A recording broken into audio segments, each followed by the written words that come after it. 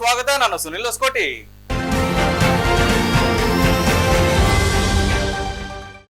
ಬೆಳೆ ಸಾಲ ಮನ್ನಾ ಬರ ಘೋಷಣೆಗಾಗಿ ಇಳಕಲ್ ನಗರದಲ್ಲಿ ರೈತರು ಪ್ರತಿಭಟನೆ ನಡೆಸಿದ್ದು ಬರ ಪರಿಹಾರಕ್ಕೆ ರೈತರು ಆಗ್ರಹಿಸಿದ್ದಾರೆ.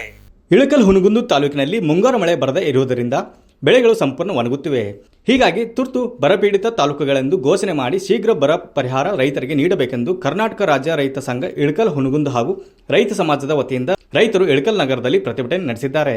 ಸಾಲ ಮಾಡಿ ಬಿತ್ತನೆ ಮಾಡಿ ಬೆಳೆಗಳು ಕೈಗೆ ಬಾರದೇ ಇರುವುದರಿಂದ ರೈತರು ಬೆಳೆ ಸಾಲವನ್ನು ಮನ್ನಾ ಮಾಡಬೇಕು, ರೈತರಿಗೆ ಬೆಳೆ ಪರಿಹಾರವನ್ನು ತುರ್ತು ಬಿಡುಗಡೆ ಮಾಡಬೇಕೆಂದು, ಅಲ್ಲದೆ ಬೆಳೆ ಸಮೀಕ್ಷೆ ಆ್ಯಪ್ನಲ್ಲಿ ಹಲವಾರು ದೋಷಗಳಿದ್ದು ಸರಿಯಾಗಿ ಬೆಳೆ ಸಮೀಕ್ಷೆ ಮಾಡುವುದಕ್ಕೆ ಬರುತ್ತಿಲ್ಲ. ಹೀಗಾಗಿ ರೈತರು ದಿನನಿತ್ಯ ಸಮಸ್ಯೆಯನ್ನು ಅನುಭವಿಸುತ್ತಿದ್ದಾರೆ. ಈ ಸಮಸ್ಯೆಗಳನ್ನು ಬಗೆಹರಿಸಿ ಎಂದು ಅಧಿಕಾರಿಗಳಿಗೆ ಮನವಿ ಸಲ್ಲಿಸಿದ್ದಾರೆ.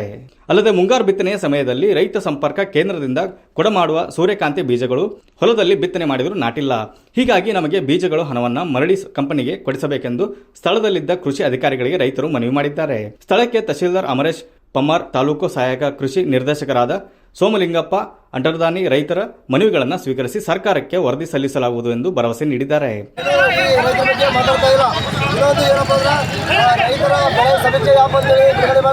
ರೈತರು ನಮ್ಮ ಬೆಳೆಗಳನ್ನು ನಾವೇ ಅಪ್ಲೋಡ್ ಮಾಡೋಕೆ ಅವಕಾಶ ಐತಿ. ಆದ್ರೆ ಅದು ರೈತರ ಆಂಡ್ರಾಯ್ಡ್ ಮೊಬೈಲ್ ಒಳಗೆ ಸರಿಯಾಗಿ ಸಲ್ಲಿಕೆ ಆಗ್ತಾ ಇಲ್ಲ. ಹಲವಾರು ಲೋಪದೋಷಗಳು ಅದರಲ್ಲಿ ನಾವು ಈ ವಿಷಯವಾಗಿ ನಾವು ಅಧಿಕಾರಿಗಳನ್ನ ಕೇಳಿದರೆ ಸಹಾಯವಾಣಿಗೆ ಕರೆ ಮಾಡಿ ಅಂತ ಹೇಳುತ್ತಾರೆ. ರೈತರ ಘಟಕ ಹಾಗೂ ಹುನಗುಂದ ಘಟಕ ಜಂಟಿಯಾಗಿ ಇವತ್ತು ಹೋರಾಟ ನಡೆಸಿದ್ದೇವೆ. ಯಾಕಂದ್ರೆ ಇವತ್ತಿನ ದಿವಸ ತಮಗೆಲ್ಲ ಗೊತ್ತಿದ್ದಂತೆ ಮಳೆ ಎಲ್ಲಿನೂ ಪರಿಣಾಮವಾಗಿ ಆಗೇ ಇಲ್ಲ. ರೈತರು ನಾವೆಲ್ಲ ಸ್ವಲ್ಪ ಮಳೆಗೆ ಮೊದಲು ಬಿತ್ತಿ ನಾವು ಹಣವನ್ನು ಖರ್ಚು ಮಾಡಿಕೊಂಡಿರ್ತೀವಿ. ಬೆಳೆಗಳು ಕೂಡ ಚೆನ್ನಾಗಿ ಬಂದಿದ್ವು.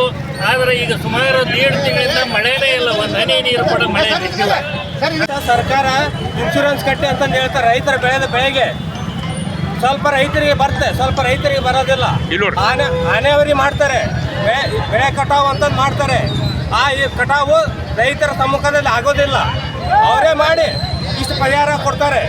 ಸರ್ಕಾರಿ ಇನ್ಶೂರೆನ್ಸ್ ಕಂಪ್ನಿಗಳಿಗೆ ಲಾಭ ಆಗ್ತಿದೆ, ರೈತನಿಗೆ ಯಾವುದೇ ಥರದ ಲಾಭ ಇಲ್ಲ. ನಾವೇನಾದರೂ ಕೇಳಿದ್ರೆ ನಿಮ್ಮ ಸಿ ಮಾಡಿದ್ದೀವಿ, ಆ ಪ್ರಕಾರ ಕೊಟ್ಟಿದೆ ಅಂತಾರೆ.